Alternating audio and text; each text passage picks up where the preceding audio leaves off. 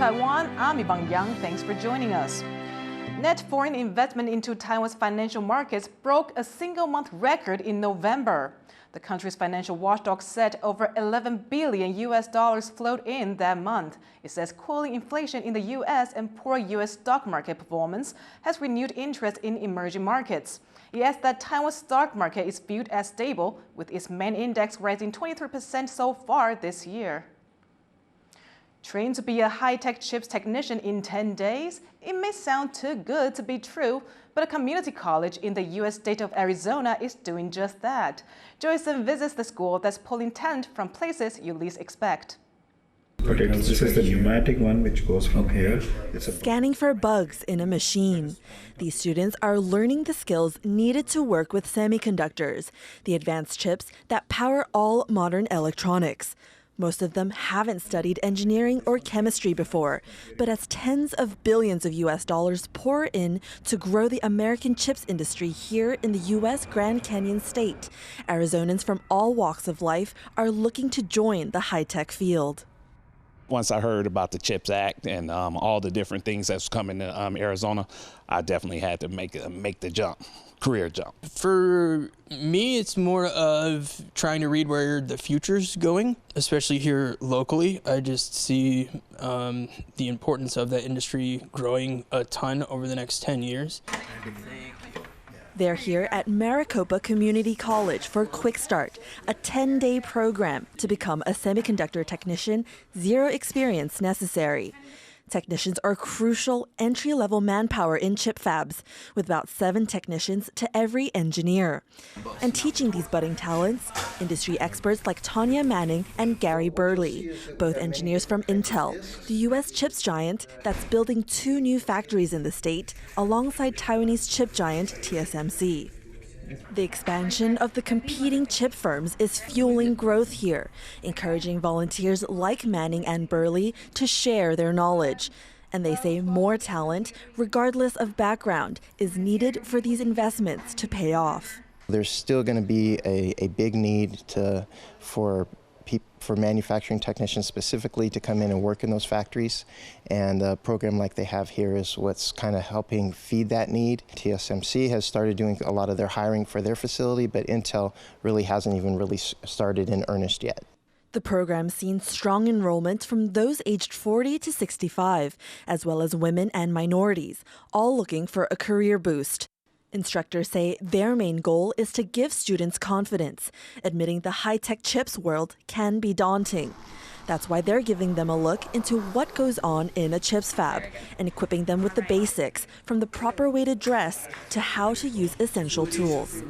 The machines in this classroom are modeled after what you may find in a clean room. Now, that's a highly controlled environment found in chips factories that usually only engineers get access to. So this is a rare chance for students to get their hands on tools to make them stronger candidates for the job.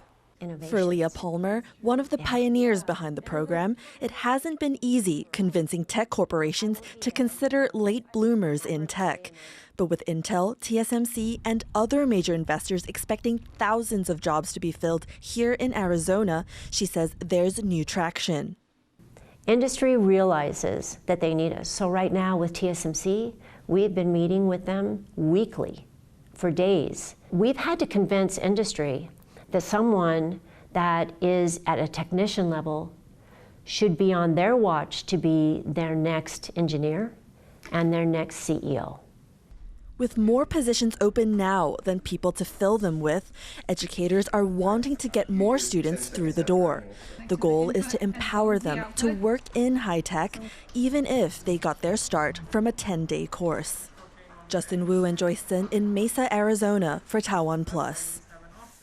Taiwan's Economy Minister Wang Meihua has addressed concerns that the German government might not be able to subsidize a planned TSMC plant in Dresden. 都有跟台积电密切联系哈，那大家也看到德国政府也公开说明哈，他们会来解决这个预算的问题，我们一定都会协助。那现在比较主要的问题是要先确认，这个德国方面哈，这个相关的预算能不能克服。One was speaking about a recent legal decision in Germany that could delay construction of the TSMC fab in the country's east. A German court ruled that the use of a special budget to fund climate and technology projects was unconstitutional.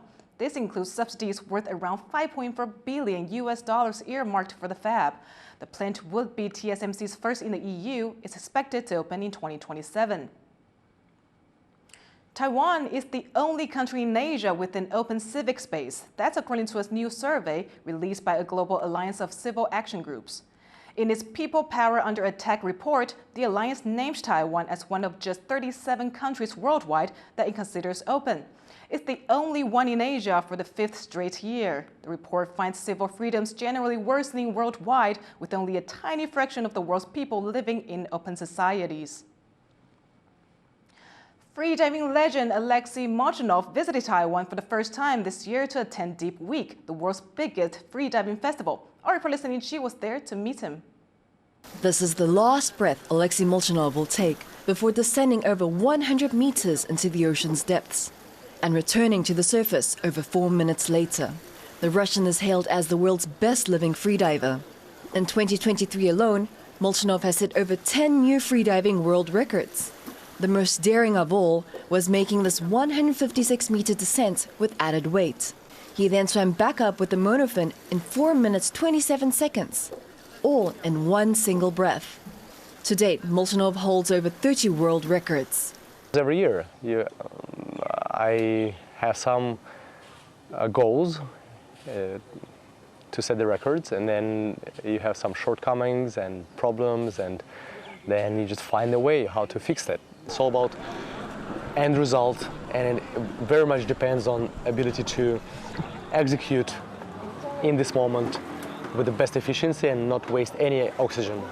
Molchanov began swimming at the age of 3 and started diving with his family when he was 5.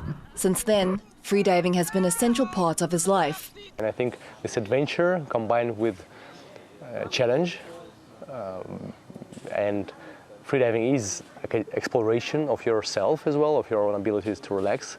So this combination of adventures and exploration was just something that hooked me, and I'm freediving since then.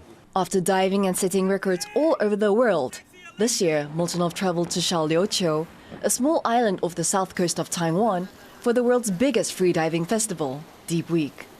Okay, so I'm getting ready for my dive. It's Molchanov's first time visiting Taiwan. The experience impressed him, especially his encounter with sea turtles. Lots of places to see underwater, like turtles. Yesterday I never seen turtles so friendly, and they were just next to me, and she was almost trying to intimidate me.